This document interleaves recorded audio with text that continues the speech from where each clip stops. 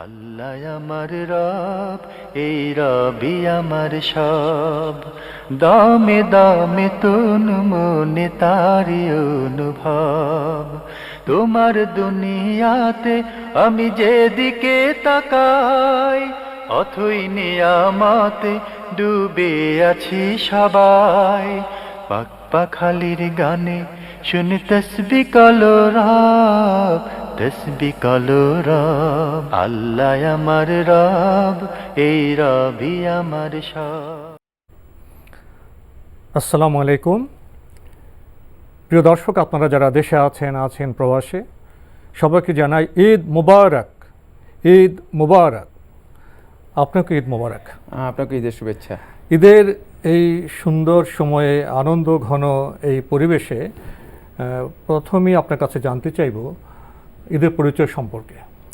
ধন্যবাদ। অত্যন্ত গুরুত্বপূর্ণ একটি পয়েন্ট। সেটি হচ্ছে আমরা ঈদ শব্দ সবসময় শুনে আসি।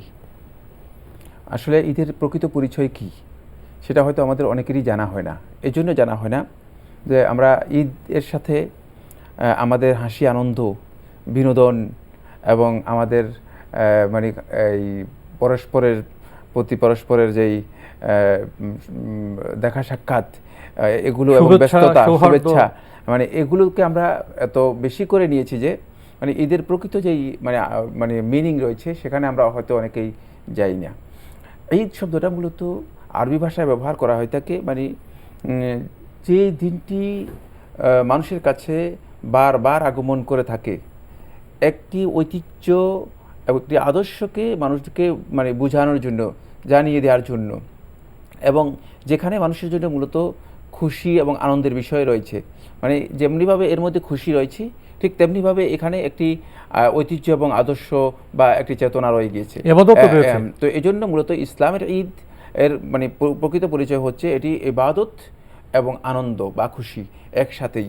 আমরা যখন ঈদ দেখব, তখন ঈদ করব বা ঈদ পালন করব, তখন দেখব যে এর মধ্যে মূলত আমাদের আনন্দও রয়েছে আর এর সাথে আমাদের ইবাদতও রয়েছে। একটা সমন্বয়ের কাজ হবে। ফলে দেখা যায় যে আমাদের প্রত্যেকটা ঈদেই, সেটা ঈদ উল ফিতর বলেন অথবা ঈদ উল আযহা বলেন, প্রত্যেকটা ঈদেই আমরা শুরু করে থাকি সলাতের মাধ্যমে। রাসূলুল্লাহ সাল্লাল্লাহু আলাইহি ওয়াসাল্লাম সলাতের মাধ্যমে ঈদটা শুরু করেছেন। কিন্তু এরপরে দেখা যায় যে আল্লাহ নবী সাল্লাল্লাহু আলাইহি ওয়াসাল্লাম এমন কিছু কাজ করেছেন যে কাজগুলোর মাধ্যমে মূলত পরস্পরের প্রতি পরস্পরের সহযোগিতা, সহনশীলতা এবং পরস্পরের সাথে মানে এই আন্তরিকতার মানে মানে একে আরেকজনের সাথে আন্তরিকতার যে বিনিময় রয়েছে, মানে একজনকে খুশি করার জন্য, আনন্দ দেওয়ার জন্য যে যে প্রচেষ্টা রয়েছে, সবটাই মূলত আল্লাহ রাসূল সাল্লাল্লাহু আলাইহি ওয়াসাল্লাম ঈদের এই প্রোগ্রামগুলোতে আল্লাহ রাসূল সাল্লাল্লাহু আলাইহি ওয়াসাল্লাম মানে উল্লেখ করেছেন এবং রাসূলুল্লাহ সাল্লাল্লাহু আলাইহি ওয়াসাল্লামের আমল দ্বারা সেটি প্রমাণিত হয়েছে। এখানে এসে আরেকটি বিষয় আপনার কাছে জানতে চাইব। দেখা যায় জনপদের মানুষ বিভিন্নভাবে ঈদ করে থাকে। জি। এবং দেখা যায় ঈদের দিনে যারা ইসলাম সম্পর্কে জানেন তাদের ঈদটা একরকম হয়, এবং যারা ইসলাম সম্পর্কে তেমন জানেন না, ভাবাভেগে ঈদ করে থাকেন, তাদের ঈদটা একরকম হয়। জি। এবং বিভিন্ন সামাজিক অনুষ্ঠানে বিভিন্ন প্রচার প্রপাগান্ডা ঈদের আরেকটা রূপ দেখা যায়।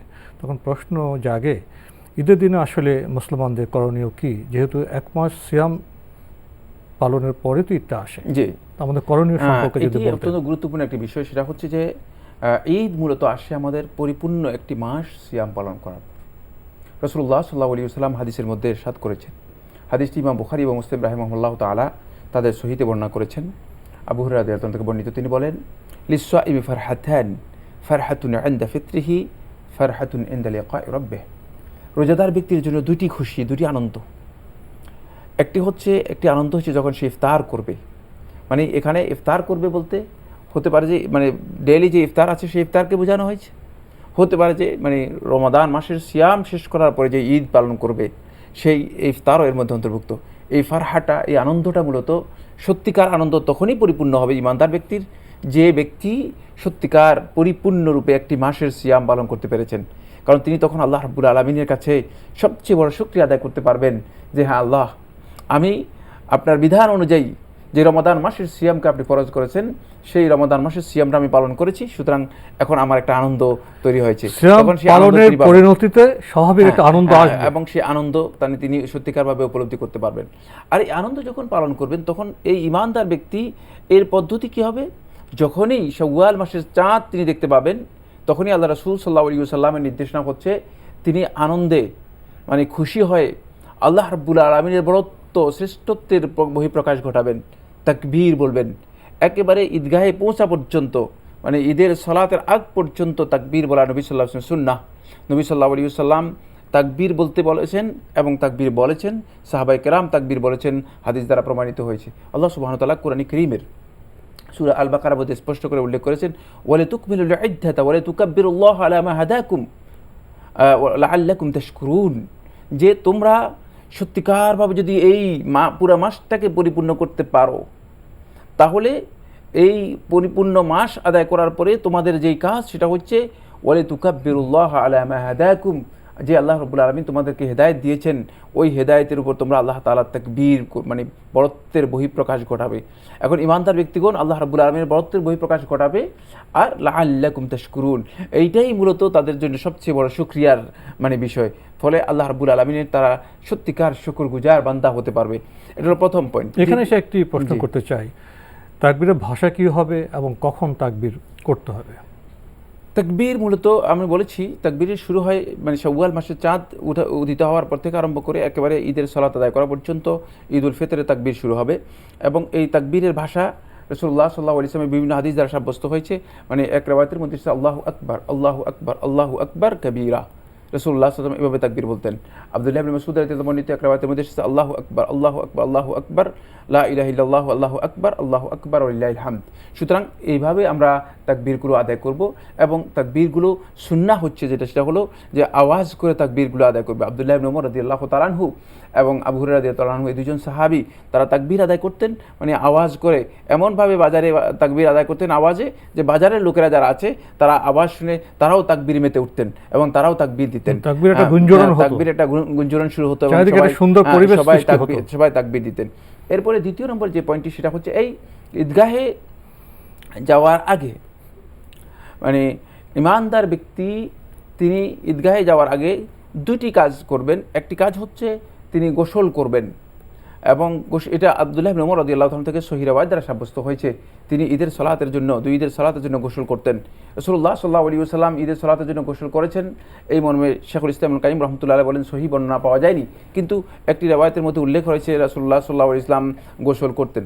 আমরা জানি যে আল্লাহ রাসূল সাল্লাল্লাহু আলাইহি ওয়াসাল্লাম প্রত্যেকটি মানে ইজতিমা, যেখানে সমাগম হবে, যেখানে মানুষের সম্মিলন হয়ে থাকে, সেক্ষেত্রে রাসূলুল্লাহ সাল্লাল্লাহু আলাইহি ওয়াসাল্লাম আমরা দেখতে পাই মানে গোসল করতেন। এটা থেকে বোঝা যায় রাসূল সাল্লাল্লাহু আলাইহি ওয়াসাল্লামের কমন আমল ছিল রাসূল সাল্লাল্লাহু আলাইহি ওয়াসাল্লাম গোসল করতেন।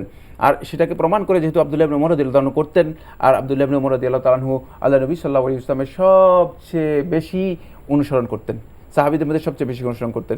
এরপরে গোসল করবেন, গোসল করে কানা নবী সাল্লাল্লাহু আলাইহি ওয়াসাল্লাম ইয়ালবিসু আজমালা সিয়াবে, নবী সাল্লাল্লাহু আলাইহি ওয়াসাল্লাম তার সবচেয়ে সুন্দর যে পোশাকটি সেটা নবী সাল্লাল্লাহু আলাইহি ওয়াসাল্লাম পরতেন। এরপরে রাসূলুল্লাহ সাল্লাল্লাহু আলাইহি ওয়াসাল্লাম জামা কাপড় পরার পর রাসূল সাল্লাল্লাহু আলাইহি ওয়াসাল্লাম খানা ইয়াকুলু তুমাইরাতিন কাবলা আন ইয়াখরুজ, রাসূলুল্লাহ সাল্লাল্লাহু আলাইহি ওয়াসাল্লাম বের হওয়ার আগে মানে একটু হালকা খেজুর খেয়ে নিতেন, মানে একটু মিষ্টি অথবা কিছু খাবার খেয়ে মানে ঈদ উল ফিতরে বের হওয়া হচ্ছে সুন্নাহ। রাসূলুল্লাহ সাল্লাল্লাহু আলাইহি ওয়াসাল্লাম খালি পেটে বের হতেন না। তো তাই আমরা চেষ্টা করব সেটা মিষ্টি হোক অথবা অন্য কিছু হোক, খাবার খেয়ে আমরা বের হবো ঈদের সালাতের জন্য। তারপর রাসূলুল্লাহ সাল্লাল্লাহু আলাইহি ওয়াসাল্লাম তাকবীর দিতে দিতে ঈদগাহে যেতেন। এখানে আমি একটা বিষয় মানে দৃষ্টি আকর্ষণ করতে চাই, সেটা হলো ঈদের সালাত রাসূলুল্লাহ সাল্লাল্লাহু আলাইহি ওয়াসাল্লাম ঈদগাহে আদায় করতেন এবং এটাই হচ্ছে সুন্নাহ। সুতরাং কোনো ওজর ছাড়া যদি কেউ ঈদের সালাত ঈদগাহে আদায় না করে মসজিদে আদায় করে থাকেন, বর্তমানে আমাদের সমাজের মধ্যে একটা প্রবণতা আছে, সেটা হলো ঈদের সালাত আদায়ের ক্ষেত্রে আমাদের বন্ধুগণ দেখা যায় যে প্রত্যেকটা মসজিদেই এখন ঈদের সালাত হচ্ছে, অথচ তাদের পাশেই হয়তো দেখা যায় যে একটা মাঠ আছে যেখানে ঈদের সালাত আদায় করা যায়, মানে ব্যবস্থাপনার মাধ্যমে মানে সেটা করা যেতে পারে, কিন্তু তারা ঈদের সালাত সেভাবে আদায় করে না। এটি নবী সাল্লাল্লাহু আলাইহি ওয়াসাল্লামের সুন্নাহ পরিপন্থী কাজ। বরং শাইখুল ইসলাম মুহাম্মদ ইবনে নাসিরউদ্দিন আলবানী রহমতুল্লাহ আলাইহি, মোহাম্মদ নাসিরউদ্দিন আলবানী রহমতুল্লাহ আলাইহি তিনি বলেছেন যে এটি এক প্রকারের বিদআত এবং আমাদের মধ্যে ঢুকে গিয়েছে, যে আমরা রাসূল সাল্লাল্লাহু আলাইহি ওয়াসাল্লাম পছন্দ করতে ঈদের সালাতটা বাহিরে আদায় করার জন্য। কেন? কারণ এর মধ্যে একটা ভিন্ন একটা আনন্দ রয়েছে, মিলনের সমাবেশ আমেজ রয়েছে, হ্যাঁ বৃহত্তর পরিবেশ, বৃহত্তর পরিবেশে ভিন্ন একটা আমেজ রয়েছে, যাতে সবাই মানে সবাইকে মানে দেখতে পারে, সবার সাথে পরিচয় হতে পারে। মসজিদে সেই উন্মুক্ত পরিবেশ, মসজিদে সেই পরিবেশটা পাওয়া যাবে না। এরপর রাসূল সাল্লাল্লাহু আলাইহি ওয়াসাল্লাম ঈদগাহে এসে সর্বপ্রথম যে কাজটি করতেন, নবী সাল্লাল্লাহু আলাইহি ওয়াসাল্লাম কোনো ধরনের নফল নামাজ আদায় করতেন না। নবী সাল্লাল্লাহু আলাইহি ওয়াসাল্লাম 2 রাকাত ঈদের সালাত আদায় করতেন। নবী সাল্লাল্লাহু আলাইহি ওয়াসাল্লাম 2 রাকাত ঈদের সালাত আদায় করার পর নবী সাল্লাল্লাহু আলাইহি ওয়াসাল্লাম একটি খুতবা দিতেন যে খুতবার মাধ্যমে নবী সাল্লাল্লাহু আলাইহি ওয়াসাল্লাম সাহাবায়ে কেরাম উপস্থিতিকে দিক নির্দেশনা দিতেন এবং ঈদের কিছু বিধিবিধান সম্পর্কে নবী সাল্লাল্লাহু আলাইহি ওয়াসাল্লাম দিক নির্দেশনা দিতেন। ফলে এই খুতবা শোনা আমাদের জন্য সুন্নাহ। আমরা চেষ্টা করব যে ঈদের এই সালাতের খুতবা আমরা শোনার জন্য। এরপর নবী সাল্লাল্লাহু আলাইহি ওয়াসাল্লাম ঈদগাহ থেকে প্রত্যাবর্তন করতেন অন্য রাস্তা দিয়ে।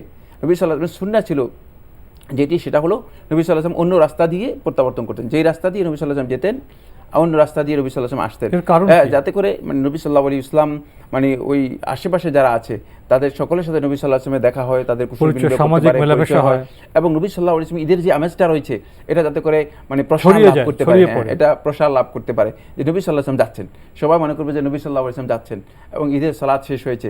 ফলে এই জন্য নবী সাল্লাল্লাহু আলাইহি ওয়াসাল্লাম এই কাজটি করতেন। তারপরে যে কাজটি অত্যন্ত গুরুত্বপূর্ণ সেটা হচ্ছে ঈদের অভিবাদন জানানো। এই মর্মে এখানে এসে একটি বিষয় আপনার কাছে জানতে চাইবো, আমরা তো ইনশাল্লাহ মাঠে ময়দানে ঈদের সালাত আদায় করব, যদি আবহাওয়া খারাপ হয় সেক্ষেত্রে না, যদি বৃষ্টি অথবা মানে যে কারণে মাঠে আদায় করা সম্ভব নয়, তাহলে ওজরের কারণে কেউ যদি মসজিদে আদায় করে থাকেন তার জন্য জায়েজ রয়েছে। এই মাসআলার মধ্যে আলেমদের দ্বিমত নেই। আমি যে বিষয়টি বলতেছিলাম সেটা হলো এই জুবাইর ইবনে নুফাইর রাদিয়াল্লাহু তাআলা বর্ণনা করেন, তিনি বলেন কানা আসহাবু রাসূলিল্লাহ সাল্লাল্লাহু আলাইহি ওয়াসাল্লাম ইযা লাকিয়া বা'দুহুম বা'দান, যখন রাসূল সাল্লাল্লাহু আলাইহি ওয়াসাল্লাম সাহাবায়ে কেরাম একজন আরেকজনের সাথে যখন দেখা হতো তারা ঈদের শুভেচ্ছা বিনিময় করতেন, তারা একজন আরেকজনকে বলতেন তাকাব্বালাল্লাহু মিন্না ওয়া মিনকুম। আমরা এটা বলার জন্য চেষ্টা করি তাকাব্বালাল্লাহু মিন্না ওয়া মিনকুম। আমাদের মধ্যে বিভিন্ন ধরনের অভিবাদন আছে, ঈদ মুবারক বলা হয় থাকে, তারপরে ঈদ মানে ঈদ সাঈদ বলা হয় থাকে, সৌদি আরবে আসাকুম মিনাল আওয়াদা আওয়াদিন ফওয়াজিন, মানে এই ধরনের শব্দ বলা হয়ে থাকে। আমরা এই শব্দগুলো লোকালি যে মানে মানে প্রচলন আছে সেই প্রচলন ইসলামী শরীয়তের মধ্যে যেহেতু শাব্দিক প্রচলন মানে এবং শরীয়তের কোনো মৌলিক বিধানের সাথে সাংঘর্ষিক নয়, সুতরাং এটি হারাম বা নিষিদ্ধ বিষয় নয়। তবে সাহাবায়ে কেরামের যে বক্তব্যটি রয়েছে সেখানে অনেক গুরুত্বপূর্ণ কিছু মিনিং রয়ে গেছে, সেটা হলো তাকাব্বালাল্লাহু মিন্না ওয়া মিনকুম, যে আল্লাহ রাব্বুল আলামিন আপনাদের পক্ষ থেকে এবং আমাদের পক্ষ থেকে কবুল করুন। কারণ এই দিনটা আমরা আল্লাহর কাছে আমাদের যে নেক আমলগুলো আমরা পুরো একটি মাসে করতে পেরেছি, সেই নেক আমলটা যাতে করে আল্লাহ রাব্বুল আলামিনের কাছে গ্রহণযোগ্য হয় সেই প্রচেষ্টা আমরা চালাবো। শেষের দিকে এসে একটি বিষয় আপনার কাছে পেশ করতে চাই। আমরা তো পবিত্র রমজানে সিয়াম পালন শেষে আমরা ঈদ উৎসব পালন করে থাকি, যেখানে আমাদের ইবাদতও রয়ে গেছে। একটি চিত্র এরকম দেখা যায় আমাদের পারিবারিক পরিবেশে, সামাজিক পরিবেশে বা বিভিন্ন মিডিয়ার পরিবেশে দেখা যায় ঈদের পরে যে অনুষ্ঠানগুলো হয়, ঈদকে যেভাবে উদযাপন করা হয় তার সাথে না রমজানের কোনো বার্তা থাকে, না সিয়ামের কোনো চেতনা থাকে, অনেক ক্ষেত্রে সাংঘর্ষিক। তো ঈদ অনুষ্ঠানের নামে বা ঈদের নামে কে এগুলি করা যায়? না, আপনি অত্যন্ত গুরুত্বপূর্ণ একটি বিষয় নিয়ে এসেছেন, সেটা হলো ঈদ এর সাথে যেহেতু ইবাদতের সম্পর্ক রয়েছে এবং ঈদের সাথে যেহেতু ইমানদার ব্যক্তিদের মৌলিক মানে আল্লাহর বান্দার বন্দেগীর একটা চেতনা রয়ে গিয়েছে, আর ঈদের সাথে মূলত ইসলামের মৌলিক কতগুলো হিকমত রয়ে গেছে। তার মধ্যে একটি হচ্ছে সেটা হলো যে মুসলিমগণ ইসলামী ভ্রাতৃত্বকে নতুন করে কী করবে, উজ্জীবিত করবে। এখানেই মূলত এই বিষয়টি রয়ে গেছে যে ইসলামী ভ্রাতৃত্ব, আমরা যে ভ্রাতৃত্বের উপর প্রতিষ্ঠিত আছি, যেটি আল্লাহ সুবহানাহু ওয়া তাআলা কোরআনে কারীমের সূরা হুজুরাত 10 নম্বর আয়াতের মধ্যে বলেছেন ইন্নামাল মুমিনুনা ইখওয়া, যে মুমিনরা পরস্পর ভাই ভাই। মানে এটা আমরা অনেক সময় মানে এই চেতনা আমাদের হারিয়ে যায়, মানে ঈদের মাধ্যমে আমরা এই চেতনাকে আবার নতুন করে রিনিউয়াল করতে পারি। ঠিক এই চেতনাকে মূলত ঈদের মাধ্যমে ধারণ করার মানে এই কাজটিকে সবচেয়ে বেশি ব্যাহত করে থাকে মানে ঈদের নামে কিছু বিষয়ে করা হয় থাকে, যেগুলো মিডিয়ার মাধ্যমে অথবা মানে পারিবারিকভাবে অথবা সামাজিকভাবে, যেগুলো ঈদের সাথে সাংঘর্ষিক। মানে আমরা কেন এই কাজের মধ্যে লিপ্ত হব, বরং ঈদের সাথে সামঞ্জস্যপূর্ণ যে সমস্ত মানে কালচারাল অনুষ্ঠান রয়েছে সেগুলো আমরা করতে পারি। হ্যাঁ, ফলে আমরা দেখতে পাই মা আয়েশা যে বর্ণনা করেছেন রাসূলুল্লাহ সাল্লাল্লাহু আলাইহি ওয়াসাল্লামের সময় মানে হাবশিগণ যখন ঈদের দিন হতো তখন আল্লাহ নবী সাল্লাল্লাহু আলাইহি ওয়াসাল্লামের কাছে আসতেন, তারা মসজিদে আসতেন, মসজিদে এসে তারা মানে খেলাধুলা করতেন এবং মসজিদ প্রাঙ্গণে খেলাধুলা করতেন, ওয়াল্লাহুল মুবাহ এবং বৈধ যত আনন্দ অনুষ্ঠান আছে সেগুলো করতেন। এমনকি রাসূল সাল্লাল্লাহু আলাইহি ওয়াসাল্লাম নিজেও দেখতেন। তাহলে বোঝা গেল যে মূলত ঈদের মধ্যে একটা আনন্দ রয়েছে, কিন্তু সেই আনন্দের একটা পরিধি আছে, একটা সীমা আছে। সেই সীমাটা মূলত ইসলাম যে সীমা দিয়েছে সেটাকে অতিক্রম করা যাবে না। কিন্তু দুঃখের বিষয় হচ্ছে আমরা সেটা অতিক্রম করে যাই অনেক সময়। যে রমজানের সিয়ামের প্রকৃত লক্ষ্য হলো তাকওয়া। তাহলে ঈদের দিনে আমরা ঈদ অনুষ্ঠান করতে গিয়ে, আমরা আনন্দ করতে গিয়ে, আমরা মিলন সম্মিলনের যে সুন্দর আনন্দঘন পরিবেশ সেটা পালন করতে গিয়ে আমরা কি তাকওয়ার চেতনা হারিয়ে ফেলবো? না, এটাই মানে যদি কোনোভাবে ঈদের অনুষ্ঠানকে আমরা মানে সামাজিক কারণে অথবা পারিবারিক কারণে অথবা দুনিয়াবী কারণে যদি আমরা সত্যিকার তাকওয়ার পরিপন্থী কোনো মানে চেতনায় চলে যাই, তাকওয়ার পরিপন্থী কোনো কাজের মধ্যে লিপ্ত হয়ে যায়, তাহলে বুঝতে হবে যে মূলত আমি সত্যিকার ঈদ থেকে কোনো শিক্ষা নিতে পারিনি, যেমনিভাবে আমি সিয়াম থেকেও শিক্ষা নিতে পারিনি। আমাদের সেই ঈদ অর্থবহ মানে আমাদের সেই ঈদ অর্থবহ হবে না।